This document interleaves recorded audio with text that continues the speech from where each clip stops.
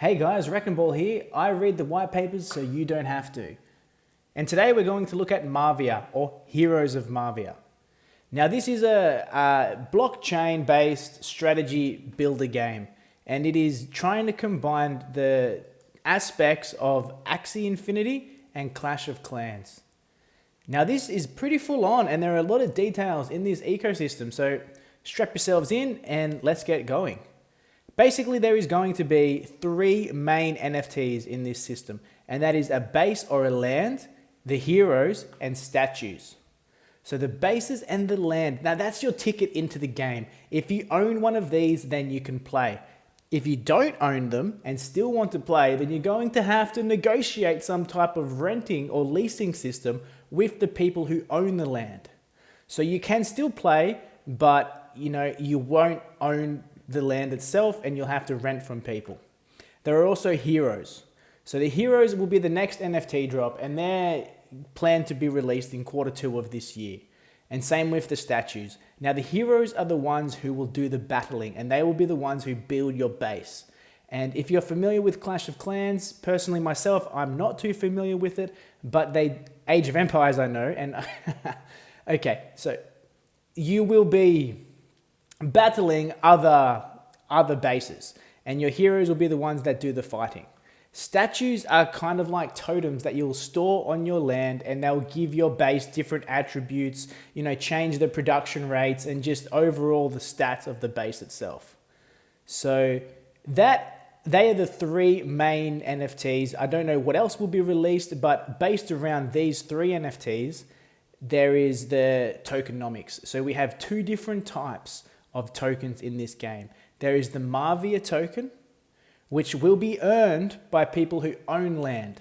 When you own land, you can earn this Mavia token and use it to buy new heroes and statues and new land itself.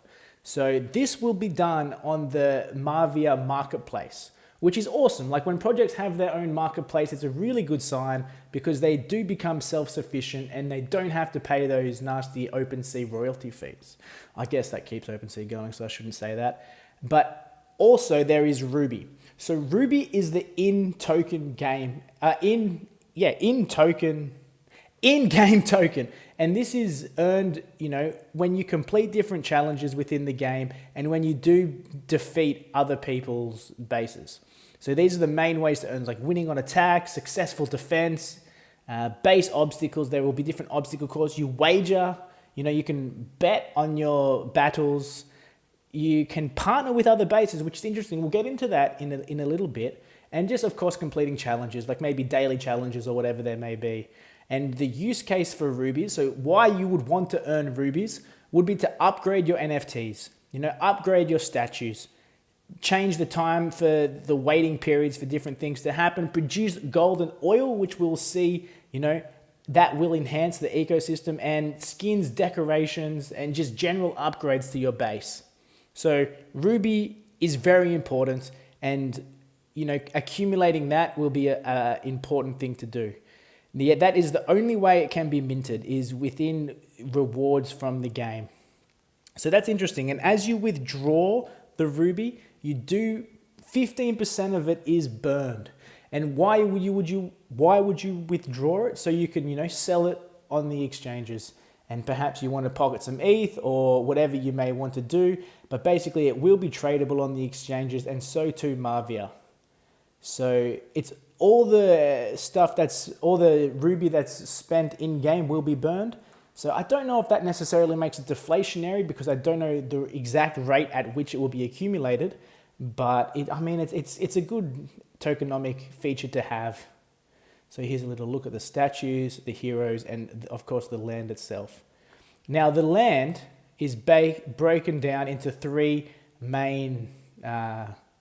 different land types. You've got common, which is 70% of the supply, rare, which is 20% of the supply, and legendary, which is 10% of the supply. Now these differed in 0.3 Ethereum when they were first launched, and of course, the rarity does affect the price on the secondary market. So the use cases for land. this is what's interesting. When you stake your land, as I mentioned earlier, you gain the Mavia token.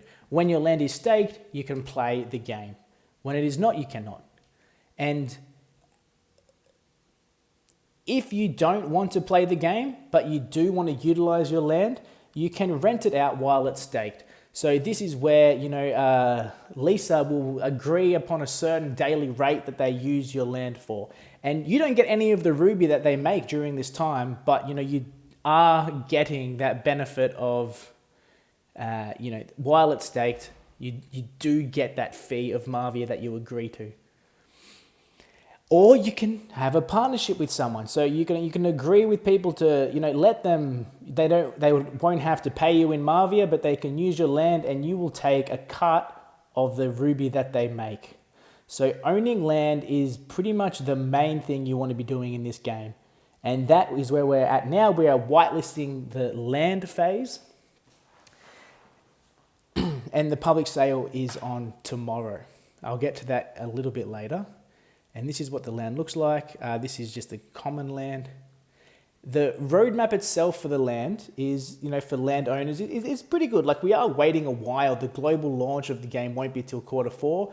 But as is the case with most of these big games, like this is, touted to be a AAA game. They have had some massive, funding. They had $2.5 million in capital given to them by Crypto.com, which actually leads me into the next thing I wanted to talk about, which is the partnerships that they have. So we've got Binance Labs here, like the whole Binance Smart Chain is supporting this project. We've got Crypto.com, like these two are very big names. Some of these others are well known as well. I don't know them all, but I mean, we've got a good collection of partners here. And just like we have a great collection of partners, we also have an awesome team. Like these guys, there's 10 people. And if we jump onto if we have a look at the team here, I think they look, they just look like a good community. Like I can imagine them sitting around the office and just chatting with each other and just, working on this and putting their whole heart into it. Whether or not that's the case, I'm not entirely sure. Like I feel like it is. So, this makes me bullish for the project. And yeah, like they're all doxed. And they all look, they look solid. They look solid. Scrice is the name of this studio. So that's the team. The tokenomics, that's a bit complex. We won't get into that so much in this video. But I also like how there will be mobile support for this game. So you will be able to play this on your mobile device, which is really cool. Like whether that's going to be on iOS or Android, the plan is to have that accessible, on the go. Now, the marketplace looks nice. Let's jump to that quickly.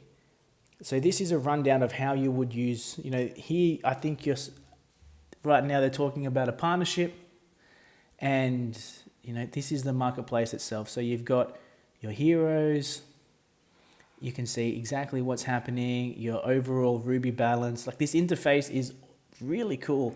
I would like it to be, have a dark background, but that's just me. I'm sure they may add that later. Like, okay, you're bidding on stuff. This is the marketplace itself. It's nice. Like, this is cool. It runs smooth by the look of it. Like, I'm pretty keen for this game, to be fair. This just makes me all the more excited. So we've been through that. We've seen the land ownership. So if we look at the price of it now, it's sitting at about 1 ETH for common land. Now, there's still 4,200 or so to be minted. That will happen tomorrow. We're still in the whitelist minting phase. Tomorrow will be the public sale. People can buy any that haven't been sold. And there's also going to be a Binance chain sale.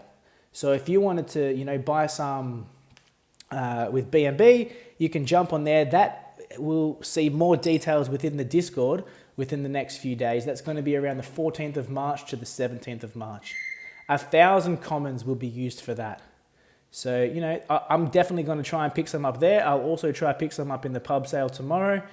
If I don't make it, then I will be picking some up off secondary because I definitely want to be involved in this. It is a long way out, and the fact that it is a AAA game, like this has been priced in. 1 ETH, it's a fairly steep entry to this project, but I mean, land is always a smart choice, and I think this game definitely has legs. Also, they did mention, you know, the Discord is very nice, and they did mention in here, like if you chat around to the admins, they're all very friendly, and they talked about how there will be potentially, like the plan is to have more land. Like they want to expand the game, which would involve more land. They're not exactly sure how that's going to happen at the moment, but you know, they did say that there would be some incentive to, you know, being a token holder currently. So I guess we'll have to wait and see how exactly that goes down. But overall, very bullish on this. Perhaps, you know, waiting out and picking it up at a better price. You know, we do have a long time to wait. Currently it's March and the game isn't going to be released until Q4. So a lot can happen until then. But in the meantime, you know, we've got the hero drops, we've got the statue drops, and just whatever other announcements the team has along the way. So it's exciting. And yeah, if you have any more questions, definitely put them in the comment. I'll be happy to, you know, answer anything. And if you like these deep dives, if you like, you know, having white papers explained rather than having to read through them, then, you know, subscribe.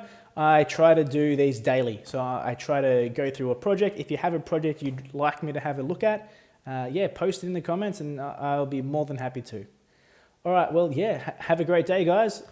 Take care.